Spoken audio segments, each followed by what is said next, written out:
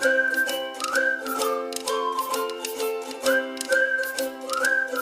mommies, welcome back to another video. So today I'm going to make a chicken avocado.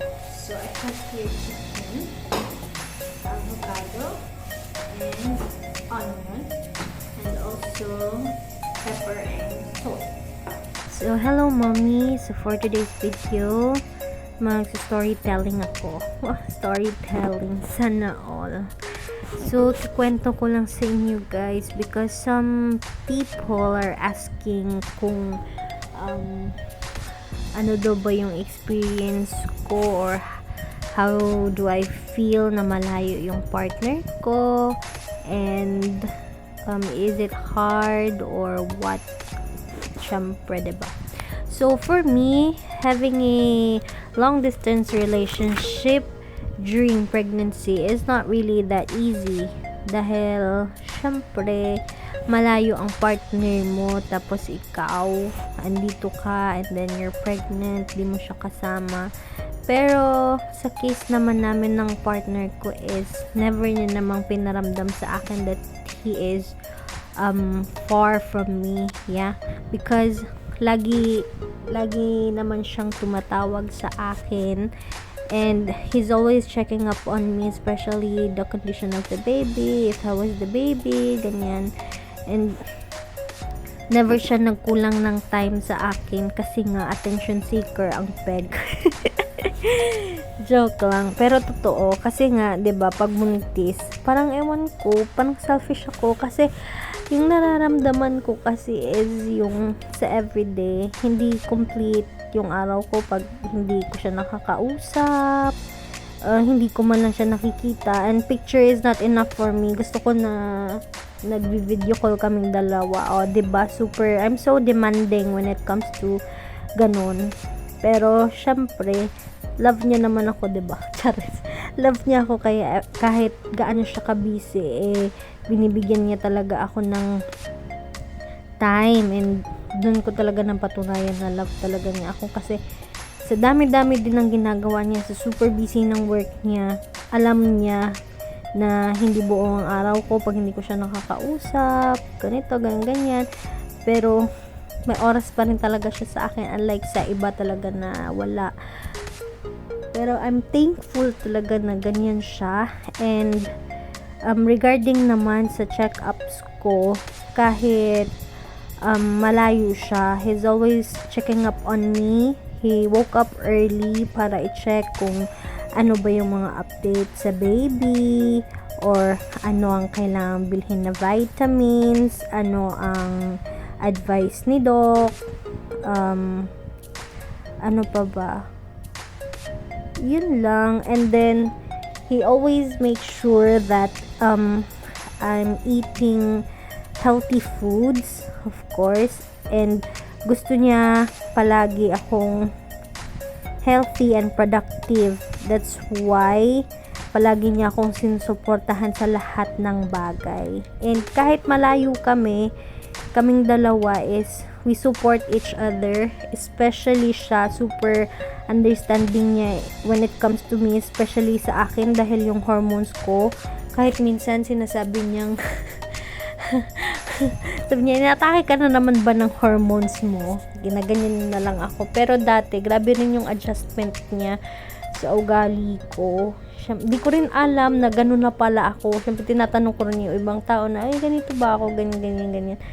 Pero nung time talaga na nagreklamo siya na ganito, ganyan. Tapos, sabi ko sa kanya, nag-sorry ako kasi 'di ba? Hindi ko naman alam, hindi ako aware na ganun pala. And I'm so thankful na understanding talaga siya pagdating sa mga ganyang bagay, guys. And kung tatanungin nyo kung uuwi siya sa pag nanganak ako, my answer is yes. It depends on his work, guys, and depende kung aabutan niya akong manganak or maabutan niya na akong nakanganak na, ganon. Kasi 'di ba, hindi naman natin alam kung kailan lalabas or what, walang specific date. So, ayan, basta lang sabi niya sa akin, uuwi siya. He wants to be there when I deliver the baby. Kasi he's so excited na, you know. And, yung problema lang sa akin minsan is, pag nag-iisip ako ng, alam mo yun, pag buntis ka kasi, ang dami mong iniisip, nag-overthink ka. Syempre, minsan naiiyak tayo, ganyan. And then, pag nakikita niya ako malungkot, palagi niya akong tinatanong kung ano daw ba yung nararamdaman ko, ganito, ganyan. And pag sinasabi ko naman sa kanya, ina-explain niya naman sa akin para maintindihan ko. And then, yun, feeling better na ako. As in, ganun siya. And, may nagtanong kasi sa akin na, how do I handle jealousy daw? Kasi nga, nasa malayo yung partner ko. And, my answer is that, Kisen, this is your question. Shout out sa iyo. And my answer for that, baby, is, you know, my partner is, alam mong hindi siya lumalabas and hindi niya ako bibigyan ng worry na alam niya ikakasira ng relationship namin, same as me.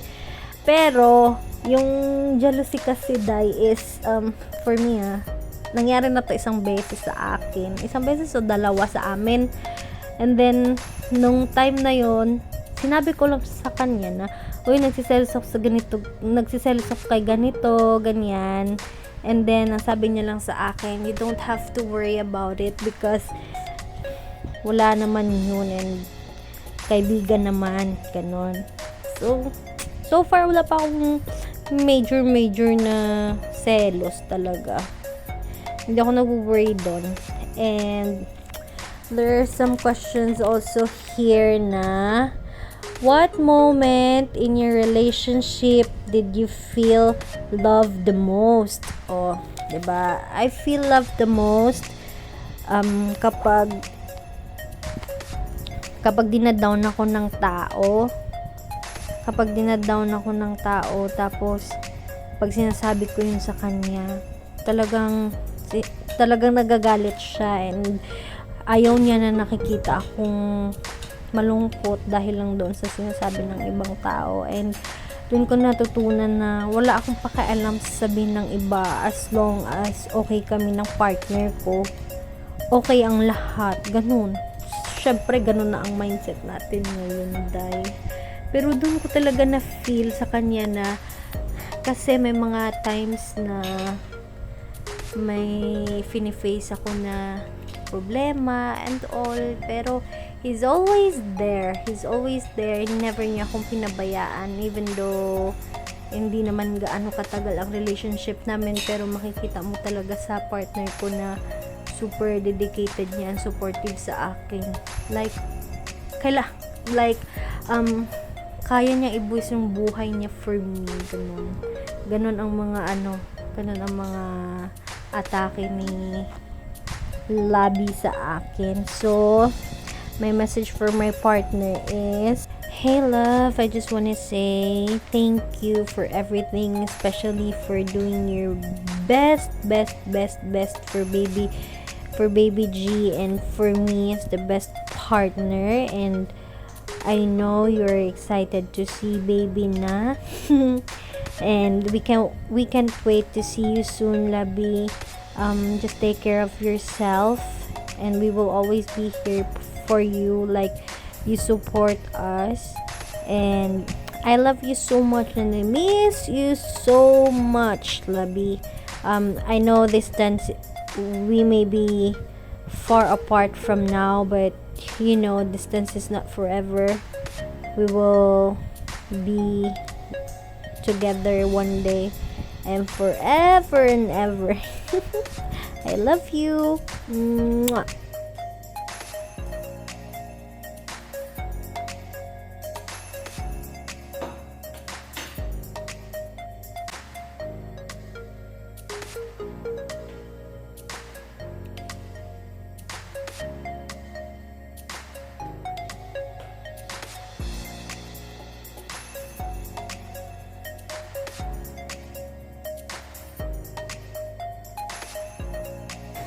So that's all for today,